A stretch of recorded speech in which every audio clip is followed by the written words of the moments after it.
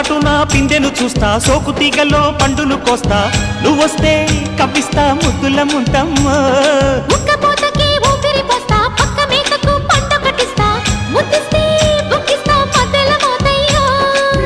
ఓలమ్మో పుకారులు షికారుగా రావమ్మో, ఎదలే ఏడెక్కిస్తే ఎట్టాబులమ్మో. ఊరయ్యో బజారులో మజాలకి రానయ్యో, పగలే పక్కెక్కిస్తే తంటాలేవయ్యో.